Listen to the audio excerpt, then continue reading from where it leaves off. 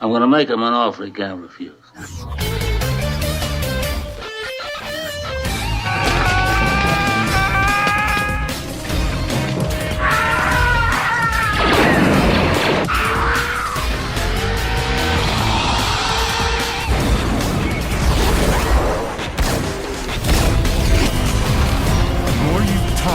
The harder I want to hit you.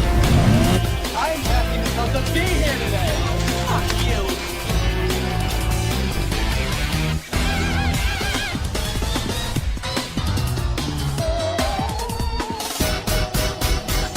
Come on, you want me to drive? You're supposed to be suicidal, remember? I'll Anybody drive. a drive? Get in the car. Fucking shit. Fuck me in the fucking ass. Fuck you, you fucking stupid cunt.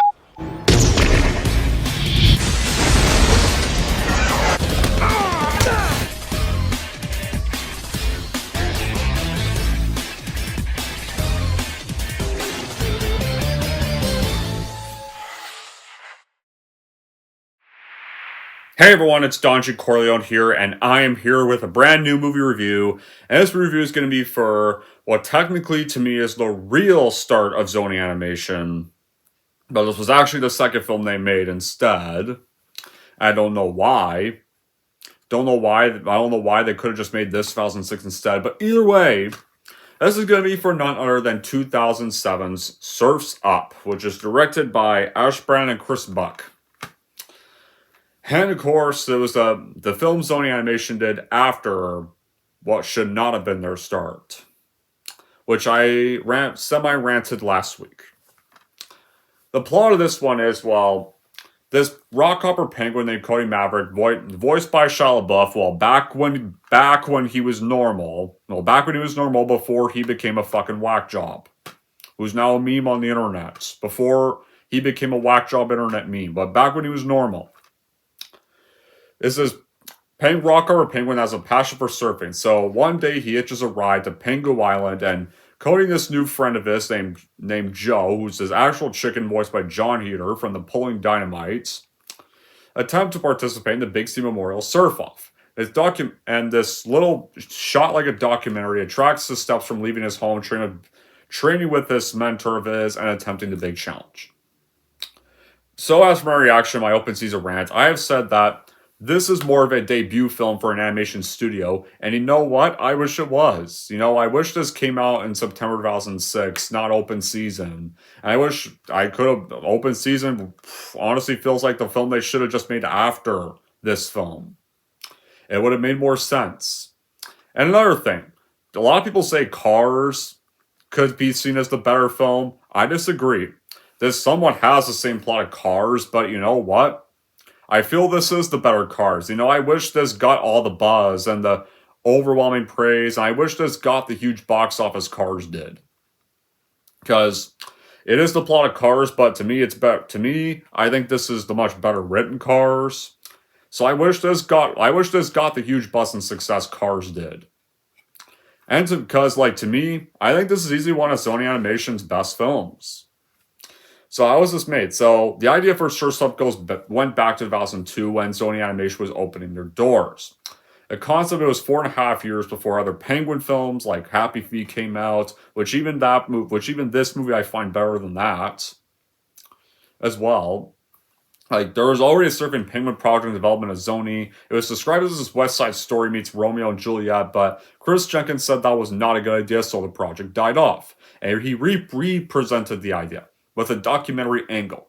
In 2004, Brandon Buck were announced to be directing the film, and Quicksilver on board as a creative consultant. So Kelly Slater and Rob McGowan gave the animators feedback to how the waves were animated, and it adds to the mockumentary feel. And the voice actors were asked to do improv when they were doing the film.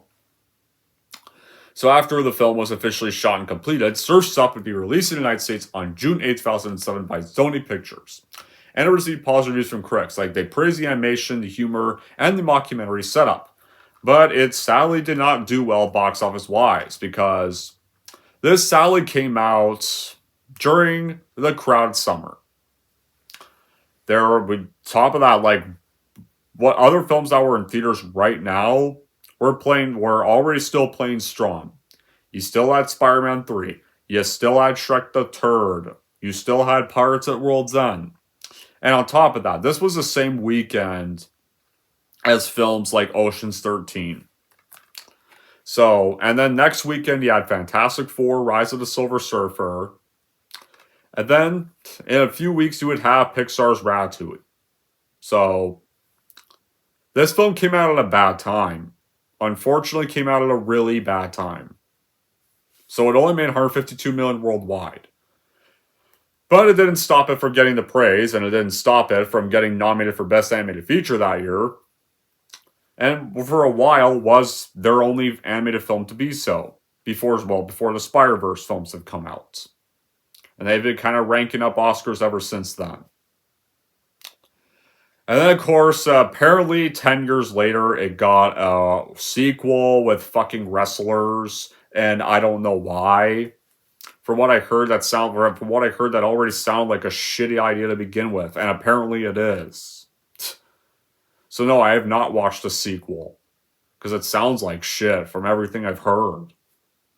Like, why are there fucking wrestlers in Surf's Up? Makes no sense. Alright, so here are the good qualities in the story of Surf's Up. So, the comedy side of Surf's Up is one of the successes, but the success here is the mockumentary style is shot in. It allows us to see a different way of making animated movies. It has to switch to a more movie-ish feel at some point. It's in these moments that the movie may not, well, sometimes be at the best, but when they're doing the documentary style, it's as perfect as you could hope for, in a way, because what I do like is that I like this is shot more documentary style. If this wasn't shot documentary style, this film would just be another typical cliche animated film.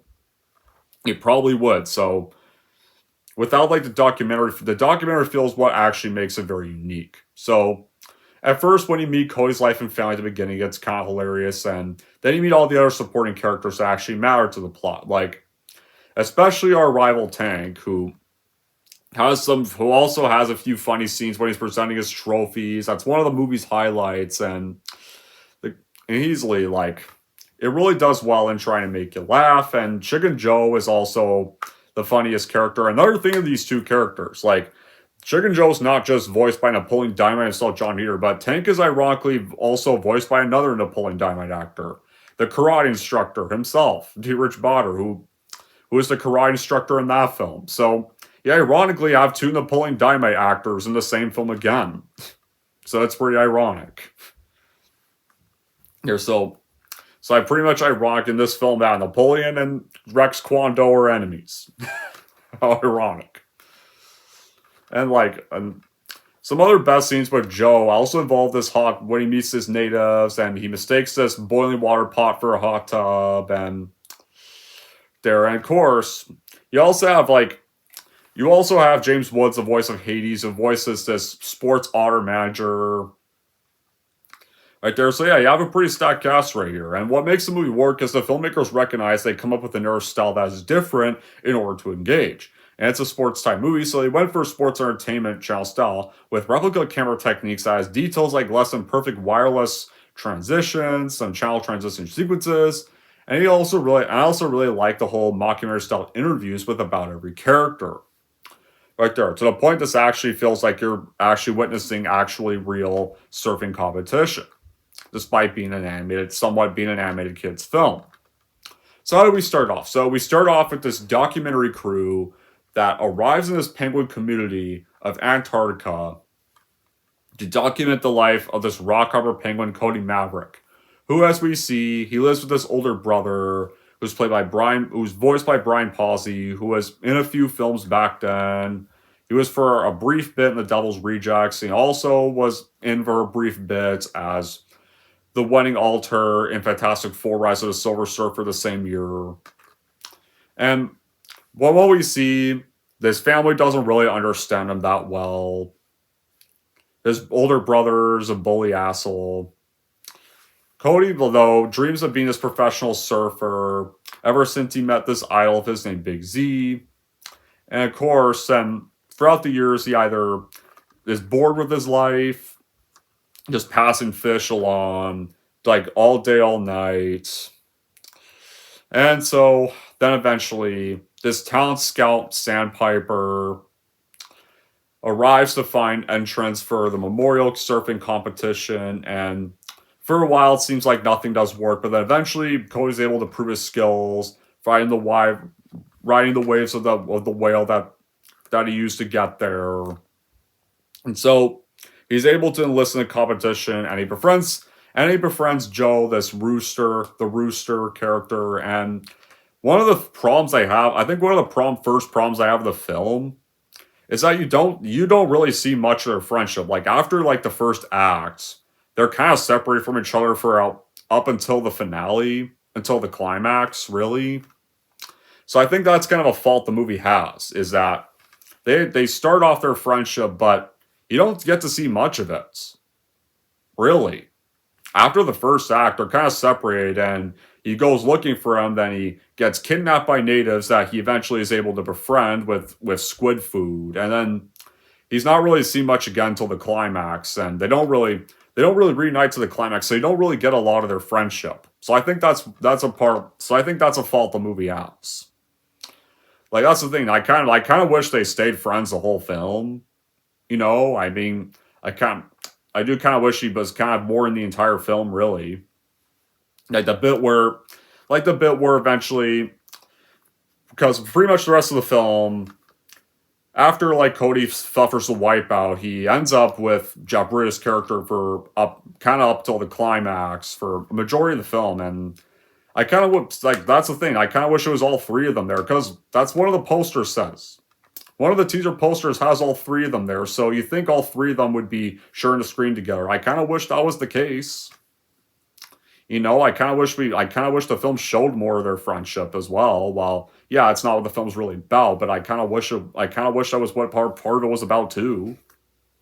And it kind of improved more Cody's character development. But back to the film. So they become the best of friends for the first act, and they arrive at Pengu Island, and they're having a pretty great time. They're buying all the souvenirs, they're trying out all the stuff, or trying out all the food, and then Cody meets this lifeguard, Gen 2 penguin, voiced by Zoe Deschanel, who we see has this problem with one of these kid surfers keeps pretending to drown to be saved by her all the time.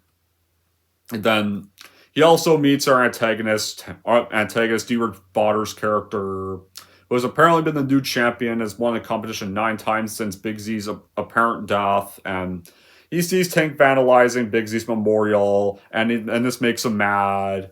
And then when he pushes Chicken Joe out of the way, that makes him more mad, and they're about to fight. But then, of course, he challenges him to a duel, and so James Woods' character sees this and decides to let the challenge happen. And so, though, because Cody doesn't have experience on big waves, he wipes out horribly and eventually ends up on a fire urchin. And so he loses, and so Tank wins. Zoe Deschanel's character rescues him, takes him to Jeff Bridges' character, and who, as we see, is kind of just this recluse that lives on the islands. And to help Cody recover from his injuries, Bridges' character basically takes a piss on his foot, then knocks him out. And then he wakes up. His necklace is missing, though Bridges' character, originally sends him off, and then he finds his necklace at his hut, but he's hesitant on returning, but eventually he does, and Cody does not want to return to the beach he wiped out at because he can't show his face there, because he'll probably be a laughingstock. It is kind of this kind of the first act goes, and this kind of story that you've been kind of told before, it's kind of interesting to see how it would be presented, and the characters,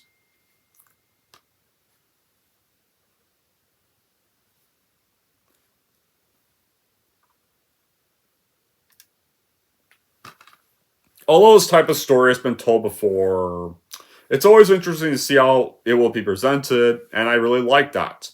The characters and events that keep you in the movie, you have to deal with penguins in their habitats, but after Cody leaves, you kind of don't at all. And so I like that. So I like they take a break from actually doing that, actually show penguins in a different environment. And you got a pretty decent cast here with some pretty enjoyable characters.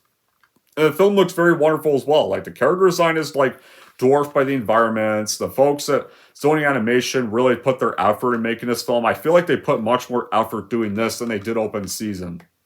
Because you can tell which, because they were kind of released not too far apart, so you can tell which one had the more effort. Like, they really knew computers what the difference between freezing Antarctic Ocean and beautiful blue tropical ocean. It's really stunning. The fact it was like even shot like mocap cameras makes even more realistically effort put in. The soundtrack is also great, and you got Incubus, you got Green Day, you got Lauryn Hill and stuff, and plenty of that stuff. Like, plenty of good soundtrack. And this mockumentary approach really makes it more engaging while amping the laughs. And like, to capture the style, like, a special motion capture camera got mounted on a Sony video camera to give the illusion that the movie was shot with a handheld camera.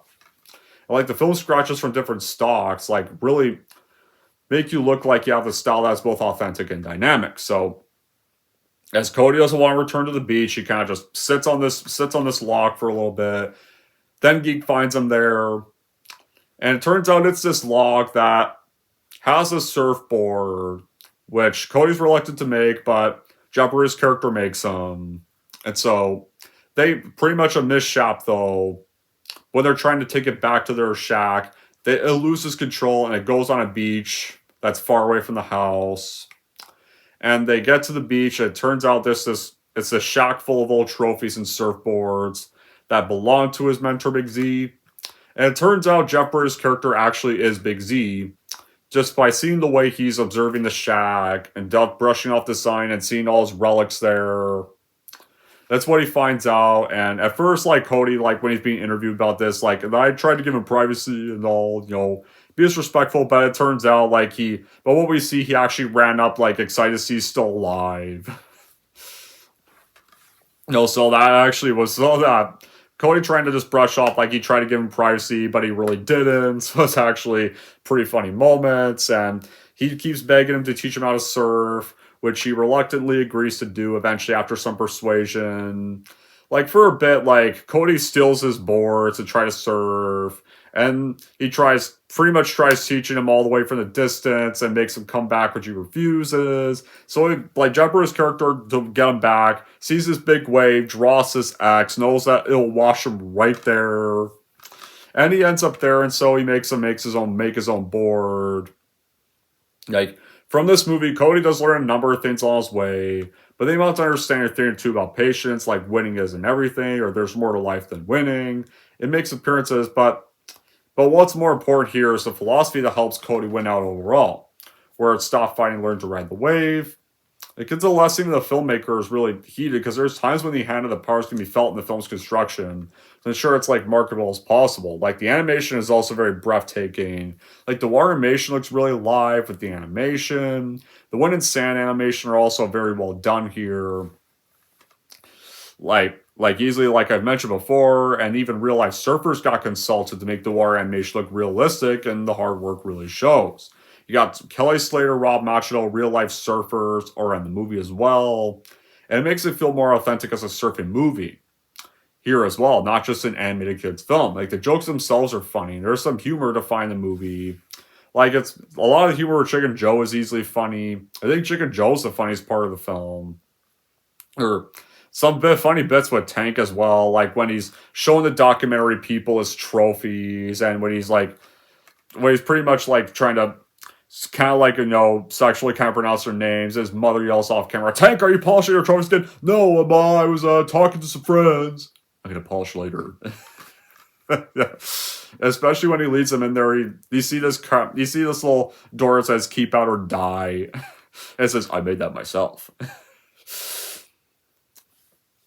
And like the jokes are actually funny here. Like, there's no stupid toilet humor in this film.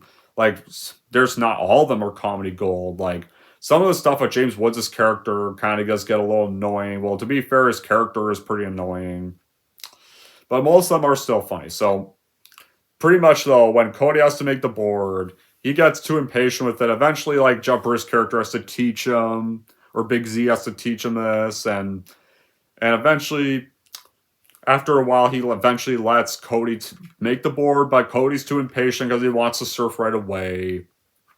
And he ends up crafting this horrible board that snaps when he tries to hit the water. And so he storms off, but Big Z knows he'll be back eventually. And then Cody bumps into Deschanel's character again. And pretty much takes him to this volcano to practice serve. And then they end up in glowworm feces. And then when trying to wash it off, it turns out that Big Z's actually her uncle, hence why she actually knows him. And she persuades him to go back, and so he goes back, because apparently he's the only one that was able to get Big Z out of the hut. And so he spends the night, he gets this new little log, and spends the night working on this new board. And it takes him all night to do it.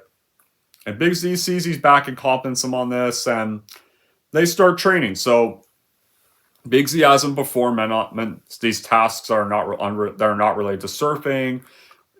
And Cody eventually starts having fun and understanding the essence of surfing. And so here, him and Big Z finally surf the waves, and Deschanel's character meets up with them and then joins them. And they surf all day. And then afterwards, they're sitting by the fire, they're singing a few songs, roasting a few shrimp, and Cody then asks Big Z if he's going to watch him at the competition, but he doesn't want to. And they start a bit of an argument, and then it turns out the reason why he doesn't want to come is because he remembers when he lost the tank.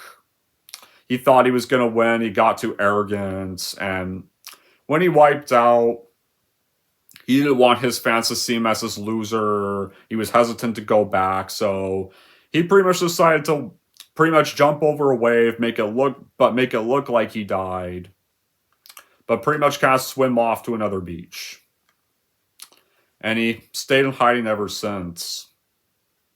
So there's a bit of a realistic. So I kind of feel I was much more realistic than now. No, what I was saying. So that kind of feels a bit relatable, He got too arrogant, and he realized that not everybody is as easy to beat as they seem. And so he didn't want to show his face there. So I kind of like that. So you can kind of see his reason why he doesn't want to go back and meet the fans. He probably thinks that they'll laugh at him. They'll think he's a freak or nobody that rate. So he doesn't want to show his face to Tank or anybody else right now. Hence why he does not want to watch Cody the competition, though. But when Cody tries to remind him of the stuff he taught him as a child, to never give up and stuff, he kind of brushes this off. And one of the problems is that the scene kind of tries to make Cody the asshole when he's not really being an asshole at all. He's trying to remind Big Z of his morals he taught him, and he's kind of just throwing those all away. But the movie kind of tries to make him the bad guy in this scene when he's really not. When to be right there, Z's just kind of brushing off all the advice he gave him, and when he tries to remind him of that, he kind of just tells him to find your own way and leave me out of this then. Right there. So that part he's kind of fun, but he just tells him to find his own way there. He kind of just sounds rude at that bit. So that makes Cody upset and distraught that his own hero just gave up, and he pretty much throws the necklace he got into the sea and he leaves. Right there. So here it's kind of a somewhat more, it's not exactly really much of a third act breakup per se. It's kind of, a more realistic kind of third act breakup. And he pretty much goes back to the competition, meets up with Heater's character again, who throughout the film was looking for Cody, then eventually ran to these natives from the island, was able to escape then. They put him in this boiling pot of hot water. He thinks it's a hot tub, but he's able to kind of escape them. But then they find him again, and he gives them squid food, and then he immediately becomes their friend. That's some of the stuff I feel is missing, In order to, I feel what kind of I wish would kind of make Cody's character development a little better is, have Joe stay with him the whole film. I didn't really care much about the natives. They just weren't all that really enjoyable to me. The natives didn't really contribute anything to the plot. They were kind of just there to be comic relief, but you already have a comic relief. It's Chicken Joe. Like that, like I kind of wish him and Cody stayed together the whole film.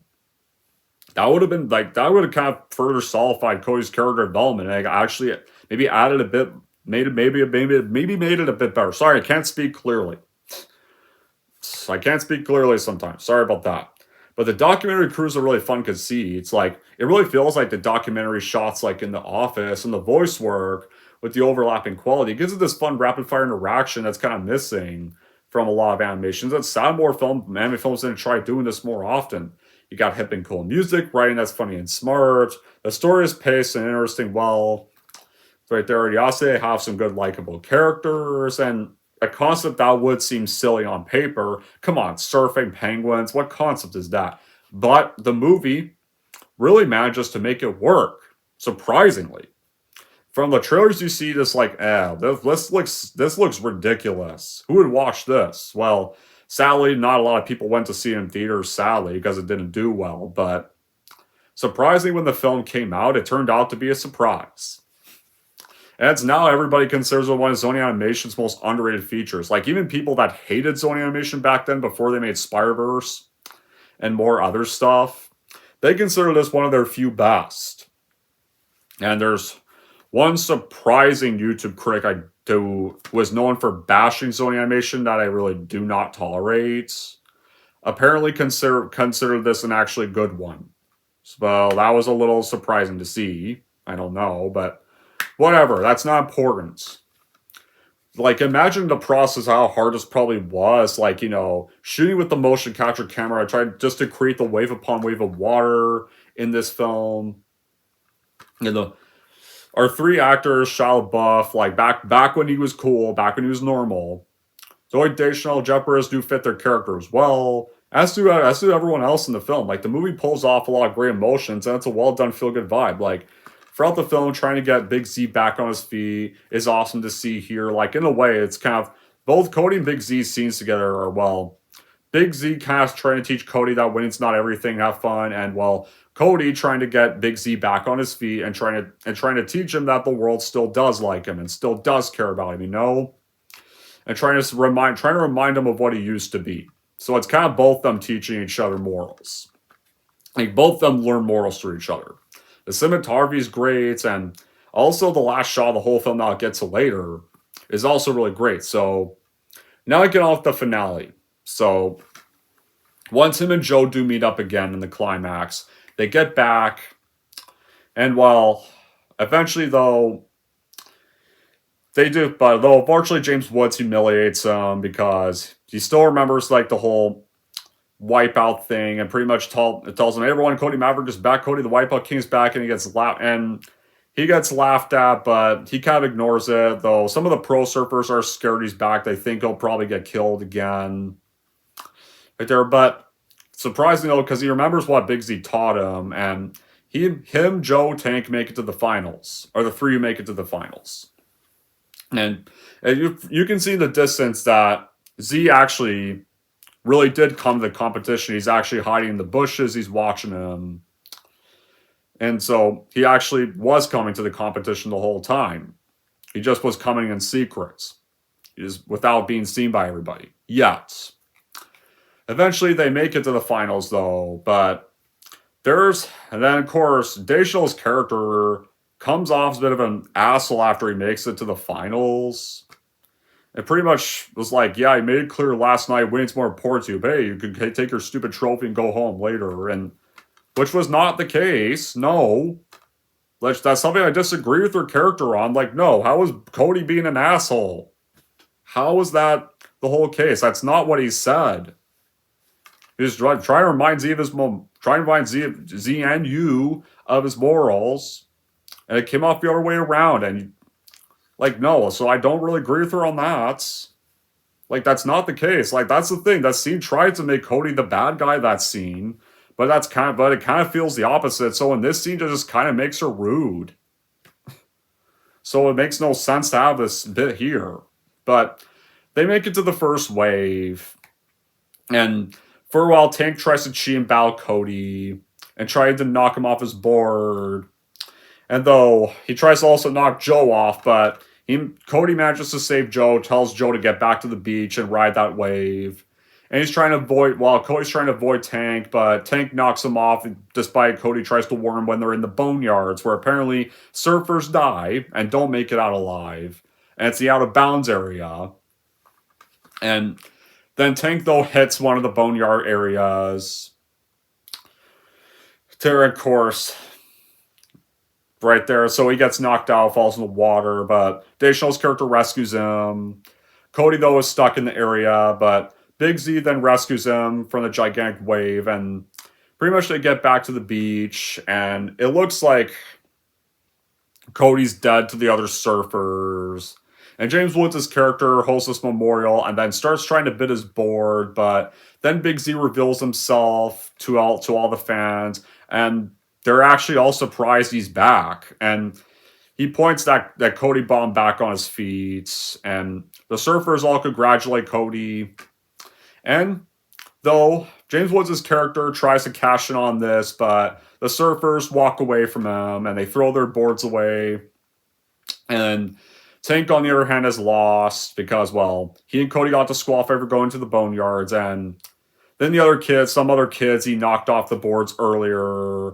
They pretty much throw the trophy over him, but then it breaks on the ground. And James Woods' character has the assistant that recruited Cody takes away James Woods' character's wig and is glad to be fired. And they go back to Z's hut, and everybody just has a good time there. And pretty much right there, and they all go surfing, and Cody finishes his interview with the film crew, and he goes tube riding with everybody else, and him and Big Z pretty much surf off into the sunset.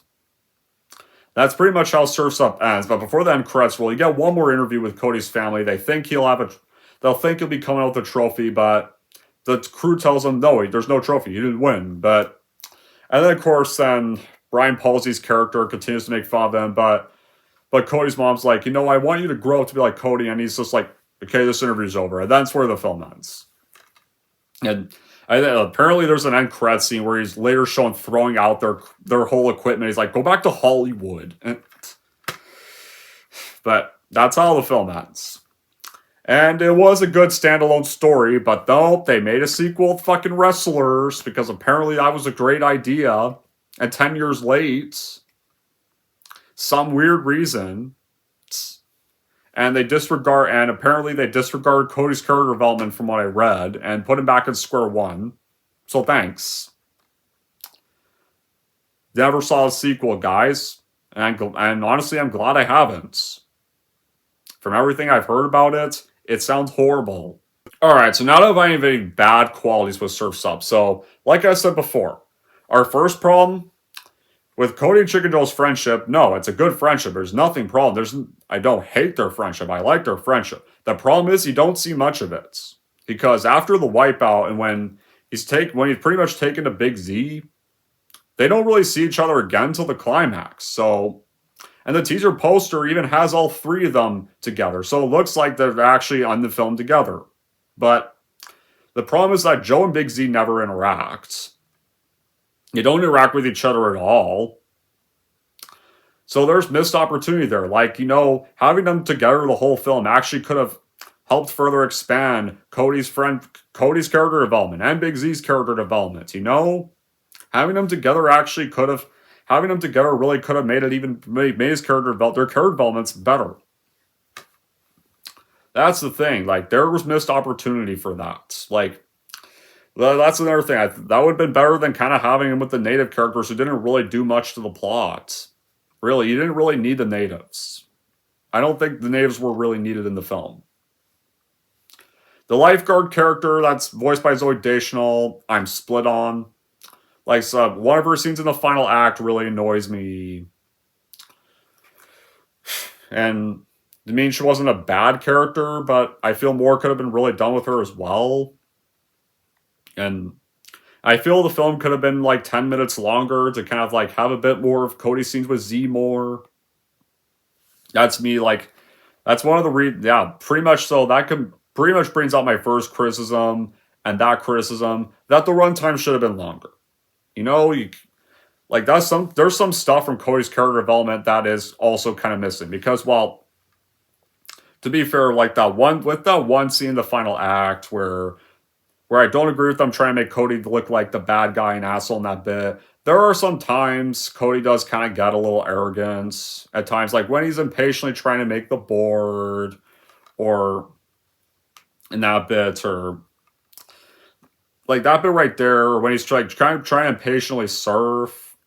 There's like some of those bits. Hence why I wish the film was longer. You know, maybe try to further improve Cody's character development. You know, that's what.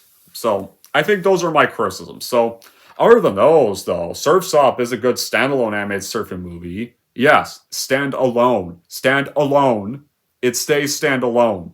There is no wrestlers. There's no wrestlers sequel. There's no sequel where it apparently resets Cody back to square one. Alright? This stayed a standalone project, and it was better that way. So in the end, I would say Surf's Up is definitely worth watching and buying. Yeah, if you want a much better start to Sony Animation, that is. Anyways, that's it for my review of Surf's Up. If you want to grade Surf's Up, here's how I'm going to rank this movie. So in the end, if you want a much better start to Sony Animation, then I'd say Surf's Up is the one to watch for sure. So I would definitely watch and buy Surf's Up for your collection for sure, no doubt. And if we're going to Surf's Up, I'm going to give Surf's Up an 8 out of 10. Alright, there you go, guys. That pretty much officially wraps up my review for Surf's Up. Now, I want to know in the comments down below what you guys think about Surf's Up, and until then, that will be it for this review. Thank you all for watching. And if you like this, want to see more, and don't forget to like, subscribe to Don G. Corleone. Forgot to do salute there. But yeah, don't forget to like, subscribe to Don G. Corleone.